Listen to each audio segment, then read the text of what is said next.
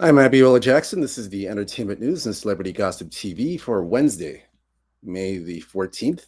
In entertainment news, well, the plot thickens. There's a bit of a twist in the Tory Lanez situation um, with the shooting with regarding Meg The Stallion. Now, according to Double XL, Kelsey Harris, not Tory Lane, shot Meg The Stallions. That's what the Bodyguard claims. So the Bodyguard, Tory Lanez's attorney claims Kelsey Harris's bodyguard has come forward and revealed that he heard Kelsey admit to shooting Meg The Stallion in 2020. So there was a press conference earlier this afternoon at the Los Angeles Intercontinental Hotel in LA, and we'll let you hear what they have to say about this. This is a developing story that's happening right now. Let's get to it.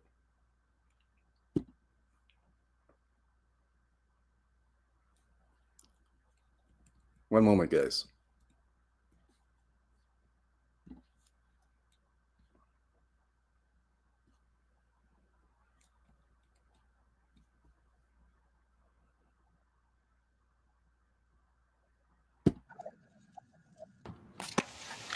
Not long ago, Unite the People was approached by a gentleman named Bradley James. Mr. James informed us he was working as the bodyguard and driver for Ms. Kelsey Harris during Mr. Peterson's trial. As such, he was in close proximity and he had privy to conversations she was having with her husband and others. Mr. James informed us he was not under a non-disclosure agreement or a confidentiality agreement and was free to speak with Unite the People, and that he was doing it because his conscience would not let him not speak and leave a man in prison for something he did not do. Mr. James informed Unite the People that he was witness to the conversation Ms. Harris had, where she stated she had the gun, she fired it 3 times, Mr. Peterson grabbed her arm and knocked it down, and the gun fired 2 more times. In essence, Mr. Peterson never shot anybody, never even touched that gun, never fired the gun. This statement aligns with the statement of the only non-party witness to the case, Mr. Sean Kelly, who at trial testified he saw 2 women fighting, 2 men break up the fight, 1 man grabbed the other one's arm. Gunshots came from the passenger side. Passenger side is where Ms. Harris was sitting. This further iterates that Mr. Peterson did not shoot Miss Pete, did not shoot at Miss Pete, or did not assault Miss Pete. It's just another irregularity in a list of irregularities in this case. For example, there were 3 potential suspects in the car that night, and yet the only DNA sample was taken of Mr. Peterson, even though unknown DNA was found on the gun. Why wasn't Miss Harris's DNA taken? Or was it taken and the information simply never given to the defense? Why wasn't the driver of the car, Mr. Jaquan Smith's DNA taken? Or was it taken and again, simply not given to the defense? Okay, so that was the press conference earlier today at the Intercontinental Hotel in LA. So they give you the update on that. So we go from that, courtesy of the BBC, the BBC.com. Tory Lane's alleged suspect, or the alleged victim, or sorry, the alleged killer. So we're going to that right now. And I'll show you a picture of him in a moment if you haven't seen who he is.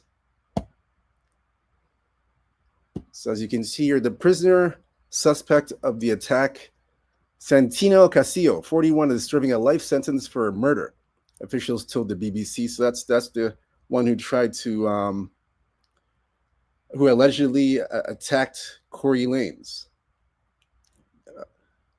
They said he had been placed in a restricted housing pending an investigation into the attack on Lane's 32, rapper whose legal name is Daystar Peterson. is serving a 10-year prison sentence for the shooting of Meg Thee Stallion. So it goes on to say here, you'll see the picture of him right now if you haven't seen him as yet.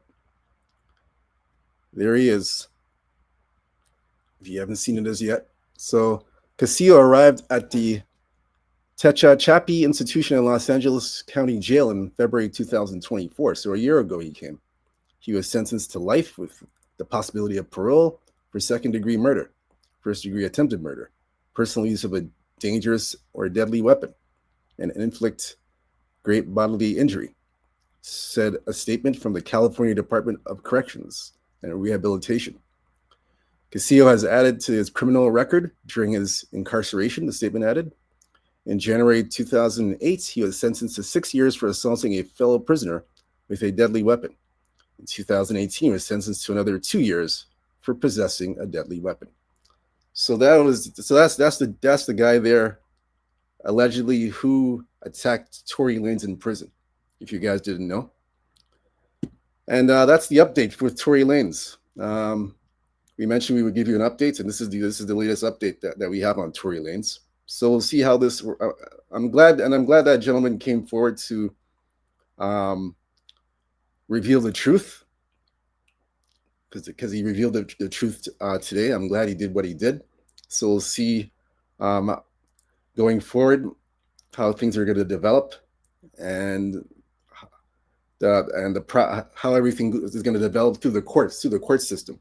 We're going to see how long this is going to take for the courts to see the evidence to prove that what he's saying was true, that he was the one that shot at Meg Thee Stallion, not Tory Lanez. So we'll we'll update you on that information, then we'll know how long it will take for this process to see when Tory Lanez will be released. If the evidence is there, that according to them, they have the evidence to show that he was the shooter.